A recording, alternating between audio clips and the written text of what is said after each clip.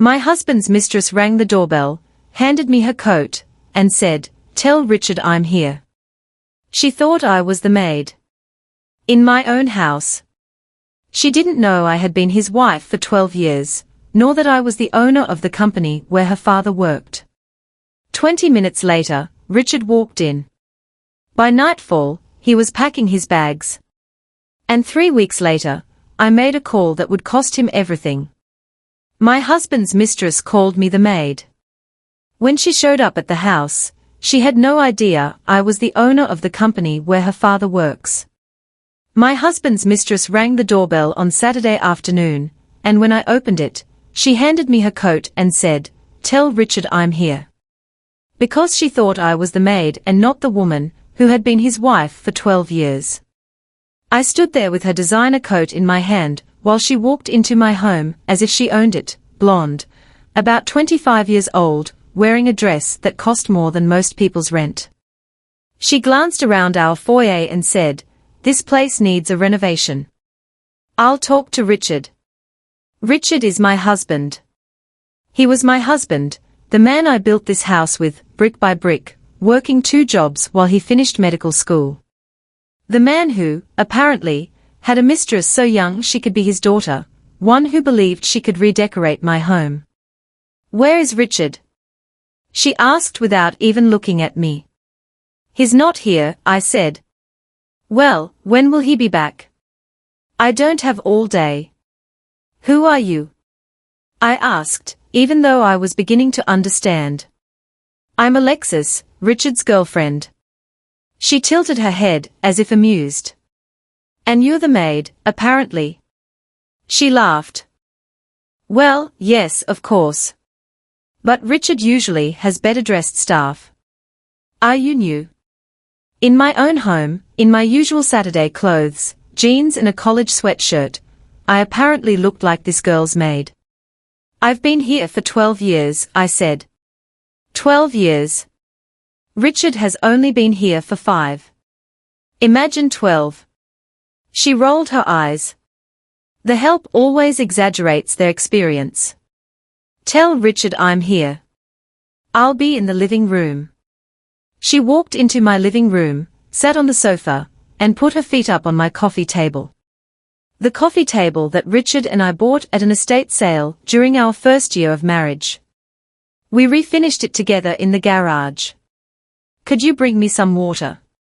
she shouted. "With lemon. Not too much ice." I brought her water. "No lemon. With far too much ice." She sighed as if I had offended her. "Is Richard training you? This isn't how he likes things done." "How does Richard like things done?" I asked. "Properly. Efficiently. With respect for his guests." "Does he come here often?" "I come every Tuesday and Thursday when his wife is working," she said, as if reciting a schedule. "Sometimes on Saturdays if she's at her book club." "I don't have a book club. I haven't worked Tuesdays or Thursdays for 2 months since I changed my schedule." Richard didn't know about the change. "You seem to know a lot about his wife," I said. She laughed. "I know enough. Older. Letting herself go. Boring.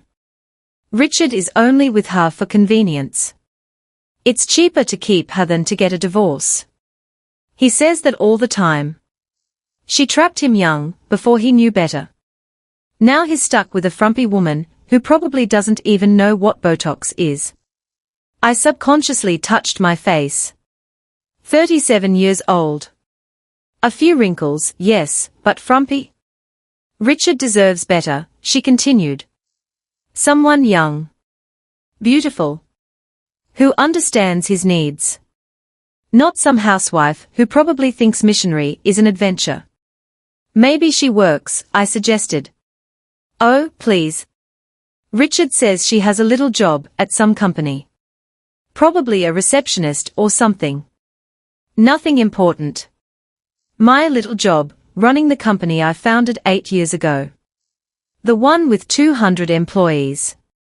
The one that pays for this house, Richard's car, and his medical practice that has been losing money for 3 years.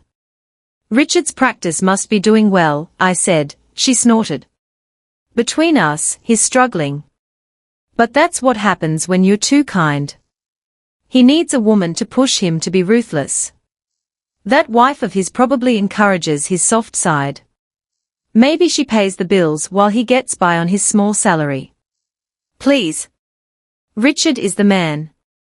He provides. I went to the kitchen and took out my phone. Richard was at his golf club.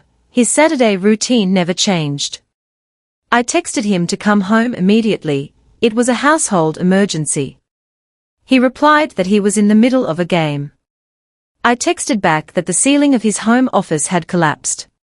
He was home in 15 minutes. I went back to Alexis. Richard is on his way. Finally. She smiled again. I've been waiting to surprise him. We are going to Cabo next week. I booked the villa and everything.